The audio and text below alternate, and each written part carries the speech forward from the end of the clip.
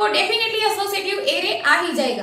अगर उसका नॉलेज नहीं है तो मैं आज आपको डिटेल में एक्सप्लेन करने वाली हूँ कि एसोसिएटिव एरे में कैसे हम की को सेट कर सकते हैं, कैसे की वैल्यू को चेंज कर सकते हैं, कैसे उसको डिकोड कर सकते हैं और उसका मेन यूज क्या है। लाइक मैं आपको एग्जांपल के तौर पे यहाँ पे बता देती हूँ। तो हमारा स्टूडेंट्स है लाइक हमारा 12th या 10th स्टैंडर्ड है, उसमें 100 ऑफ स्टूडेंट्स है, तो स्टूडेंट्स की मोर देन वन डिटेल होगी, लाइक उसका रोल नंबर, उसका name, different types of subject के name, subject according marks, list of details होगी।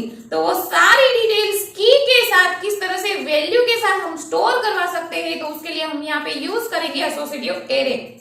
किस तरह से कॉल करता है, किस तरह से वर्क करता है एसोसिएटिव एरे, किस तरह से उसमें वैल्यू सेट होती है, उसके बारे में डिटेल में इस वीडियो में मैं स्टेप बाय स्टेप आपको एक्सप्लेन करने वाली हूँ।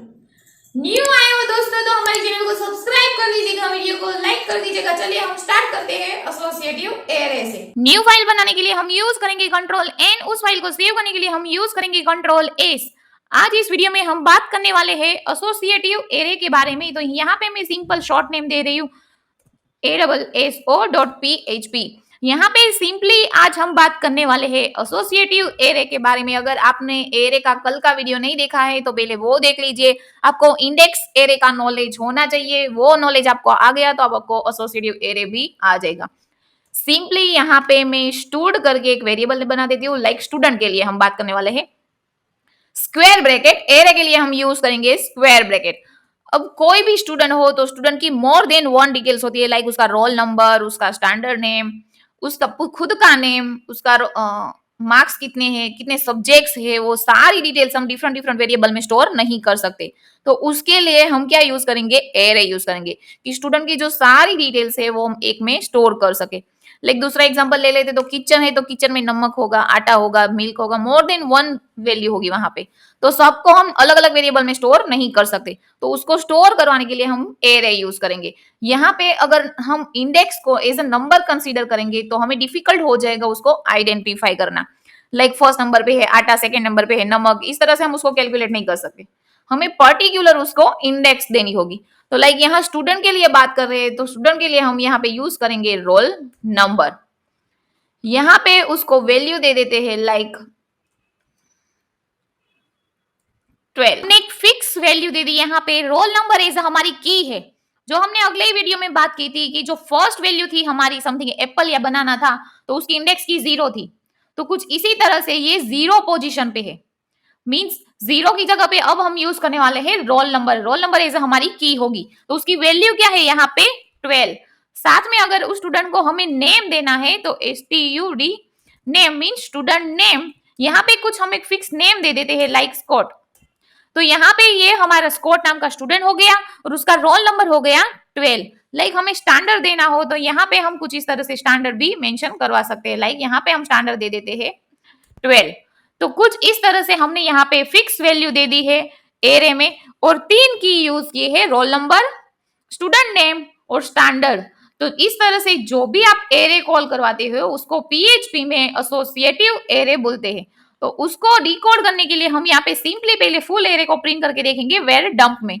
वेर डंप हमारे वेरिएबल का नाम स्टूडेंट। सिंपली हम इतना करके पहले अपना आउटपुट चेक कर लेते कि हमें एरे प्रॉपर हमारा स्टोर हो रहा है या नहीं हो रहा है। तो सिंपली गूगल क्रोम ओपन कर देना है आपको, यहाँ पे लिखना है local host then PHP then अपनी फाइल का नेम।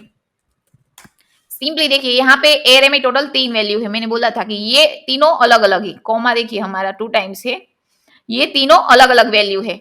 तो टोटल एरे में 3 वैल्यू है यहाँ मेंशन है। रोल नंबर है वो है हमारी की और हमने कितना डिजिट का यहाँ पे वैल्यू स्टोर किया है 2 डिजिट का। सेम स्टूडेंट नेम है हमारी की और हमने वैल्यू दी है स्कॉट जिसकी लेंथ है 5। देन हमने यूज किया है STD एज हमारी की और वैल्यू दी है हमने 12 और उसकी भी डिजिट है यहाँ पे 2। यहाँ पे लाइक मैं रोल नंबर एक बार चेंज कर देती हूँ, फर्स्ट रोल नंबर दे देते हैं, यहाँ पे 12 ऑलरेडी है।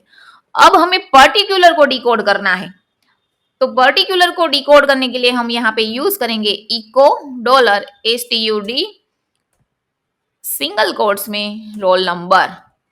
कल हमने कुछ इस तरह से देखा था, इको सपोज हमारा फ्रूट नाम का वेरिएबल था, तो समथिंग फ्रूट स्क्वायर ब्रैकेट में 1, कुछ इस तरह से हमने आउटपुट में चेक किया था। तो 1 नंबर पे जो एप्पल या बनाना था वो हमें आउटपुट में रिटर्न कर रहा था। तो सेम हियर ऐसा ही है कि हम जो भी की देंगे उसकी वैल्यू हमें आउटपुट में दिखाई देगी। तो सिंपली इतना सेव करके हम यहाँ पे रन करके चेक कर ले, देखिए हमें यहाँ पे आउटपुट मिल रहा है 1। अब शायद हमें कुछ नेम की रिक्वायरमेंट है कि स्टूडेंट का नेम चाहिए, तो यहाँ से हम ये भी लिख सकते हैं स्टूडेंट नेम, तो यहाँ पे आउटपुट में हमें दिखाई देगा स्कॉट।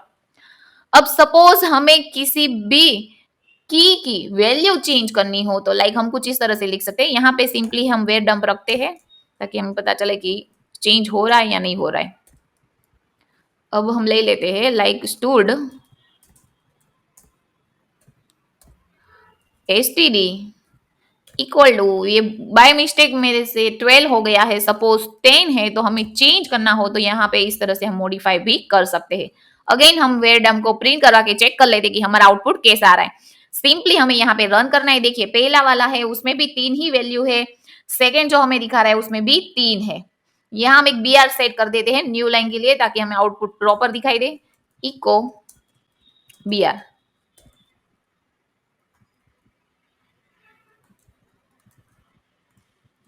ये हमारा पहला आउटपुट है जिसमें हमने सिंपल एक एरे डिफाइन किया है।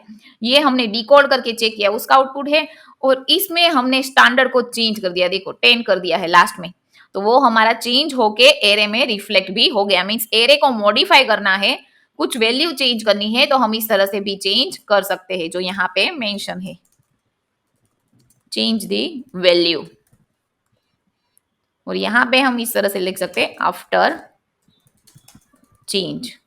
तो यहाँ पे हमारा दोनों डिफरेंस हो जाए, जो स्टैंडर्ड 12 था उसकी जगह पे आ गया 10, और जो हमारा पहले स्टूडेंट नेम हमने डिकोड किया वहां पे आउटपुट में हमें दिखा रहा है स्कॉट।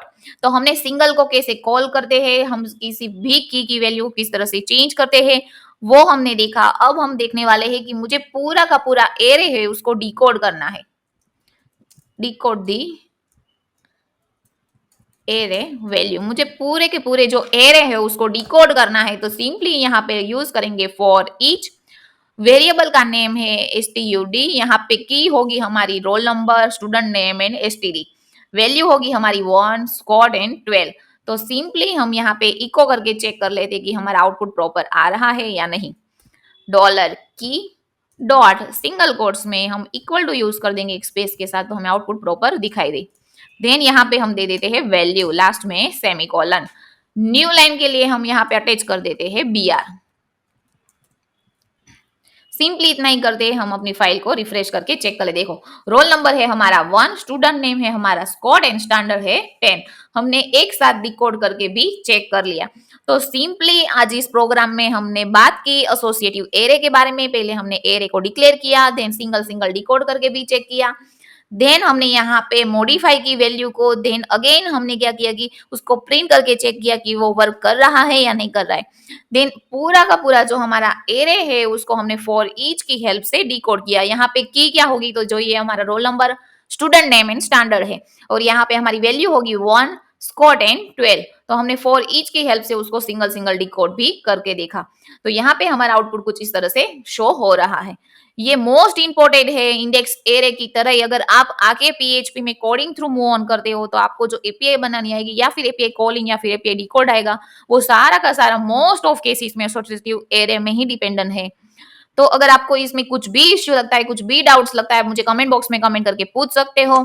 और मेरे ऐसे ही वीडियोस देखने के लिए मेरे यूट्यूब चैनल को लाइक कीजिए, सब्सक्राइब कीजिए एंड फॉलो कीजिए। Thank you.